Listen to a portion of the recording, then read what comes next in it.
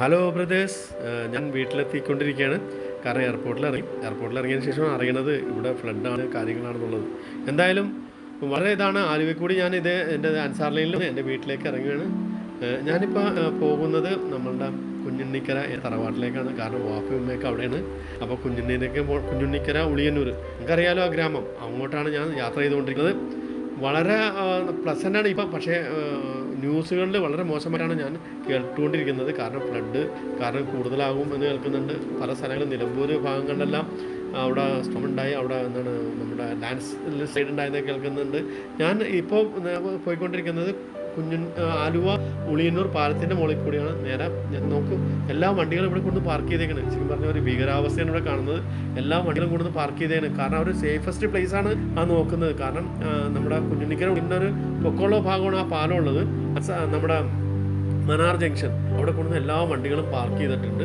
അങ്ങനെ ഞാൻ നേരെ വീട്ടിലേക്ക്, അതായത് കുഞ്ഞുണ്ണിക്ക എൻ്റെ തറവാട്ടിലേക്ക്, എൻ്റെ വാപ്പയമ്മയും കണ്ട മൃഗങ്ങളെല്ലാം ഇവിടെ നിർത്തിയേക്കുന്നത് നോക്ക്. എല്ലാ വണ്ടികളും രണ്ട് സൈഡിലും പാർക്ക് ചെയ്തിട്ടുണ്ട്. വളരെ വളരെ മോശമായ ഒരു സിറ്റുവേഷനാണ് അത്. അങ്ങനെ ഞാൻ ഇങ്ങനെ പോയിക്കൊണ്ടിരിക്കും. അത് എൻ്റെ ഒരു ആളാണ് വന്നിട്ട് പറഞ്ഞത് അങ്ങോട്ട് പോകണ്ട, അവിടെ വെള്ളമാണെന്നാണ് പറഞ്ഞത് അവർ. വീണ്ടും ഞാൻ പടുത്തി പാലം, അതായത് നമ്മുടെ മക്രോണി പാലം, ആ പാലം അവിടെ നിന്നുണ്ട്. ആ തോട്ടിൽ അവിടെയാണ് എപ്പോഴും ഫ്ലഡ് ഉണ്ടാകുന്നത്. കണ്ട എത്ര വളരെ മോശമായ രീതിയിലാണ് അവിടെ ഫ്ലഡ് ഉണ്ടാകുന്നത്. അതിന് മുകളിൽ കൂടി ഒരു പാലം ഉണ്ടായിരുന്നു. അന്ന് ഞങ്ങളെല്ലാം സ്കൂളിൽ പോകുമ്പോഴും എല്ലാവരും ആ പാലത്തിൽ കൂടി പോയിക്കൊണ്ടിരുന്നത്. ആ പാലം ഉണ്ടായിരുന്നെങ്കിൽ ഞങ്ങൾക്ക് അതിൽ കൂടി നടന്നു പോകാമായിരുന്നു. ഇന്ന് ആ പാലം ഉപയോഗിക്കാതെ താഴെ കൂടി റോഡ് ഞങ്ങൾ പണിതത്. പക്ഷേ തീർച്ചയായിട്ടും അത് ഒരിക്കലും അനുയോജ്യമല്ലാത്ത റോഡായിപ്പോയി. കാരണം ചെറിയൊരു ഫ്ലഡ് വന്നാൽ പോലും ഞങ്ങളത് എഫക്റ്റ് ചെയ്യാനും 700 കുടുംബങ്ങളെ ഒറ്റപ്പെടുത്താനും അത് സാധിക്കുന്നുണ്ട്. എന്തുകൊണ്ടാണോ നമ്മളുടെ ഭരണകർത്താക്കൾ ഇതിനെക്കുറിച്ച് ചിന്തിക്കാത്തത് എന്ന് ചോദിച്ചിട്ടുണ്ടെങ്കിൽ, അതൊരു പ്രതികരണ ശേഷിയുള്ള യുവാക്കൾ അവിടെ ഉണ്ടാകണം. അവിടെ ഉണ്ടായിക്കൊണ്ടിരിക്കുന്നുണ്ട്. തീർച്ചയായിട്ടും അത് മാറും എന്നതിന് ഞങ്ങളുടെ എല്ലാം പ്രതീക്ഷ. അതാ ഞാനത് ആ കുഞ്ഞുണ്ണിക്കര പള്ളിയുടെ ആ ഭാഗത്തേക്ക് എത്തി.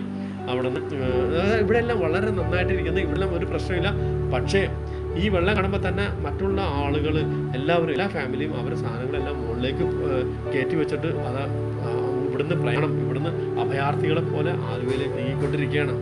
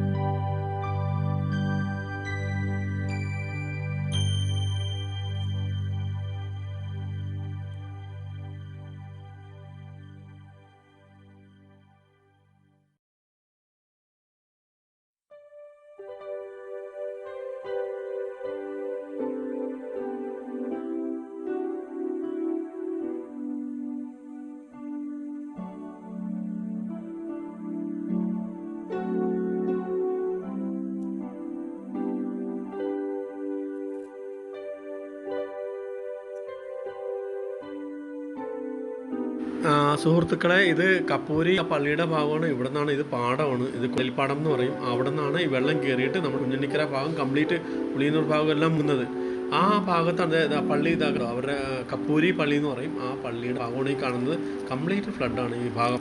അങ്ങനെ ഞാനിങ്ങനെ അത് നമ്മുടെ മാർത്താണ്ഡവർമ്മ ബ്രിഡ്ജാണ് ആ കാണുന്നത്. ഞാനൊരു നമ്മളുടെ ഉളിയന്നൂർ കുഞ്ഞുണ്ണിക്കര ഒരു ഭാഗത്ത് നിന്ന് നോക്കിയാണ് നമ്മുടെ പെരിയാറിൻ്റെ ഭാഗമാണ് കാണുന്നത്. വളരെയധികം മോശമായ രീതിയിൽ പൊങ്ങിക്കൊണ്ടിരിക്കുകയാണ്. ഇനി ഒരു 4-5 അടി പൊങ്ങിക്കഴിഞ്ഞിട്ടുണ്ടെങ്കിൽ കുഞ്ഞുണ്ണിക്കര മുങ്ങും. അതേപോലെ കുഞ്ഞുണ്ണിക്കര ഉളിയന്നൂർ കംപ്ലീറ്റ് ഫ്ലഡാവും. അതേ രീതിയിലാണ് ഈ വെള്ളപ്പൊക്കം ഉണ്ടായിക്കൊണ്ടിരിക്കുന്നത്.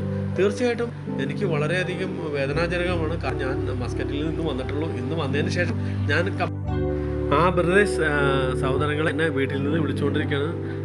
കാരണം വെച്ചിട്ടുണ്ടെങ്കിൽ ഇവിടെ വെള്ളപ്പൊക്കം കാരണം വീട്ടിൽ നിന്ന് ഇപ്പോൾ വിളിച്ചുകൊണ്ടിരിക്കുന്നുണ്ട്. ഞാൻ അവിടെ പോയി നോക്കട്ടെ. കാരണം വെച്ചിട്ടുണ്ടെങ്കിൽ പിതാശ്രീ ആൻഡ് മാതാശ്രീ ബ്രദേഴ്സ് ആൻഡ് സിസ്റ്റേഴ്സ് അവർക്ക് പുറത്തേക്ക് വരാം എന്നുള്ള ആഗ്രഹം കൊണ്ടാണ് വിളിക്കുന്നത്. അതുകൊണ്ട് ഞാൻ അവിടെ പോയി നോക്കട്ടെ. കാരണം അവരെനിക്ക് ഇവാക്യുവേറ്റ് ചെയ്തേ പറ്റുള്ളൂ. അതുകൊണ്ടാണ്.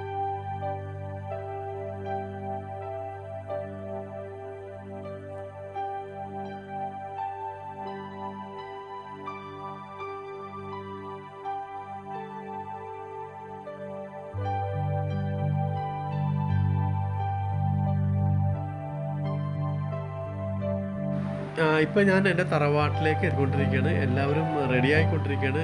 ഇവിടുന്ന് എന്തായാലും ഇവരെല്ലാം ഇവാക്യുവേറ്റ് ചെയ്ത് നമ്മുടെ അക്കരയായിട്ട് കൊണ്ടുപോകണമല്ലോ, അതായത് ആലുവിലേക്ക് കൊണ്ടുപോകണം. അതായത് വാപ്പയും ഉമ്മയും എല്ലാം വണ്ടിയിൽ കയറി എൻ്റെ ബ്രദേഴ്സ് എല്ലാം അവരെ ഡയറക്റ്റ് ചെയ്തുകൊണ്ടിരിക്കുക എത്രയും പെട്ടെന്ന് ഈ UK ഐലൻഡിൽ നിന്ന്, അതായത് കുഞ്ഞുണ്ണിക്കരയിൽ നിന്ന് രക്ഷപ്പെടാൻ വേണ്ടിയിട്ട്.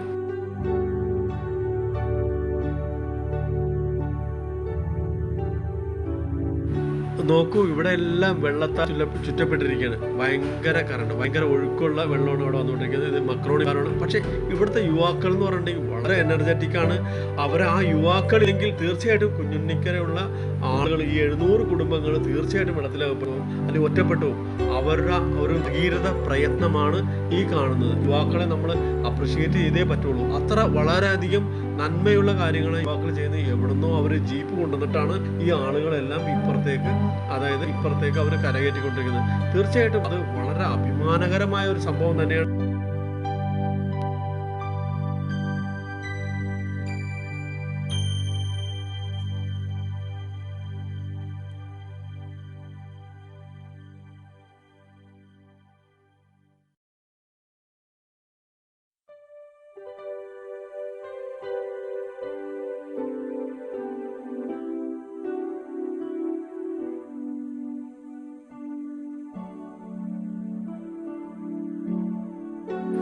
നോക്കൂ, ഉളിയന്നൂർ കുഞ്ഞുണ്ണിക്കരയുടെ ജനങ്ങളാണ് ഈ അഭയാർത്ഥികളെ പോലെ ഈ പുറത്തേക്ക് പോയിക്കൊണ്ടിരിക്കുന്നത്. എത്ര ദയനീയാവസ്ഥയാണ് നമ്മൾ ഈ കണ്ടുകൊണ്ടിരിക്കുന്നത്.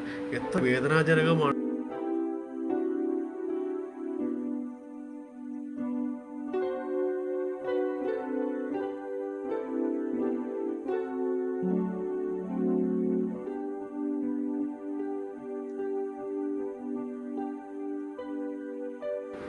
ഞാനിപ്പോൾ എല്ലാവരെയും എൻ്റെ വീട്ടിൽ വളരെ സേഫായിട്ട് എത്തിച്ചിട്ടുണ്ട്. എല്ലാവരും വീട്ടിലിരിക്കുകയാണ്. കുഞ്ഞുണ്ണിക്കര ഉളിയന്നൂർ ഫ്ലഡ് നിങ്ങളെല്ലാവരും കണ്ടല്ലോ. ഇനിയിപ്പോൾ അടുത്ത വ്ളോഗിൽ നെക്സ്റ്റ് പ്രോഗ്രാമായിട്ട് വീണ്ടും കാണാം. കാണുന്നവർ എല്ലാവർക്കും നന്ദി. Thanks for watching. Take care. Bye bye.